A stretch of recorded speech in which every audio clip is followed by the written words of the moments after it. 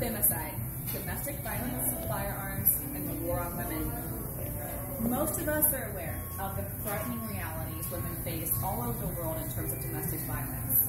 Abuse from our partners has become an everyday reality for a lot of people. But were you aware of the horrifying trend of partner-perpetrated murder? In fact, here in America, every 16 hours, a woman will be murdered by her partner. This fact is brought to us by the Trace.org, a domestic violence awareness group that works with the FBI to bring awareness of the dire situation we're in. It goes on to shine light on the harsh realities women face in their very own homes. You see, 1 in 4 women will experience some form of domestic violence throughout their lifetime. This fact was given to us by the NCAdvocates.org, another nonprofit that hopes to bring awareness across the country to the situation. It goes on to look at how women face a 65% higher chance of being murdered by their partner if that partner has access to a gun. The mere presence of a firearm in these situations creates a 5 times more likely situation that a woman will not survive to see the next day should her partner get violent. Growing up, my brother and I had a front row seat to domestic violence. We got to see exactly what it was like when a woman didn't even feel safe to go home, sometimes have to leave her home. If you've ever seen what gun violence looks like in real life, you'll understand the terrifying presence the wrong end of the barrel of a gun may look like. When we think about our mothers, our daughters, and our sisters, this is the reality that we face every day as women across the world, even here in America. This year, New Mexico became one of only 15 states to propose state legislation, specifically Senate Bill 328, which aligns with current federal regulations in regards to domestic violence charges and access to these weapons. I want to help you understand the realities of this war on women by helping you see that femicide is a reality, and that allowing domestic abusers access to weapons propels this forward, even in a country like America. I also want you to see how the federal government has taken steps decades ago to protect us against this, and how imperative it is as a state we find ways to enforce its regulations. And finally, how House Bill 328 will allow us to do all those things. As you heard a minute ago, there are several startling statistics. Let's look more closely at what femicide is.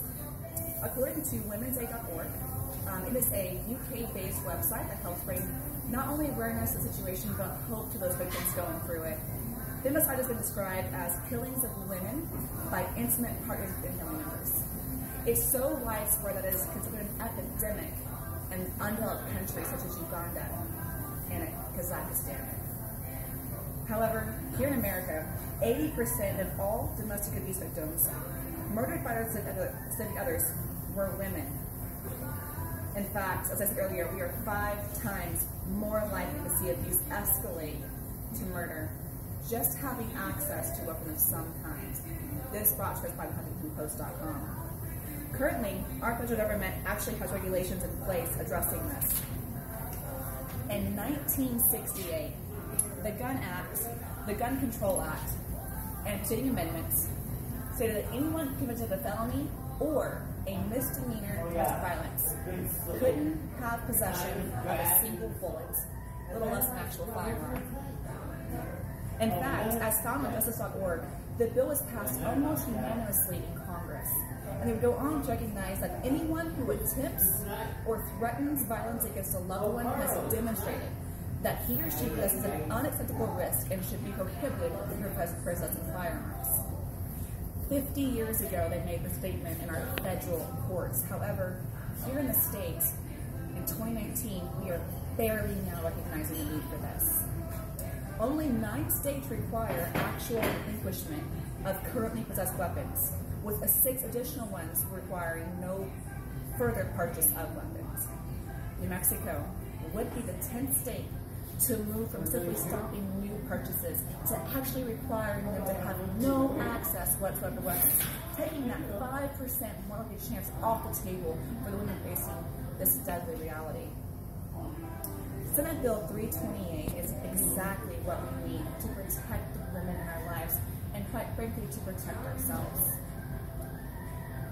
Senate Bill 328 closes the gap and creates an enforceable regulation that does not negate their right to defense, but actually requires the conviction or this judge-approved protection order before requiring the relinquishment of the firearms. This is very important for those who believe strongly in due process of Second Amendment rights. You see, in summary, we have to acknowledge the sad reality that we face as women in this country and across the world. 726 women or partners were murdered by their significant other in this country alone from January 2015 to December 2018, according to the FBI. Of the 726 people, over 80% of them were women. Our aunts, our daughters, our mothers, our sisters. 1 in 4 women in the room with you right now will face this issue. Wouldn't it be nice to know that we at least gave them a chance to survive it? Senate Bill 328 is designed to protect the women in our state of New Mexico, and it's imperative that we support our congressmen and women out there in passing this. The best thing we can do for immediate action is write your congressman, write your congresswoman, speak out about this, and let them know how much you believe in supporting them and protecting ourselves. Thank you.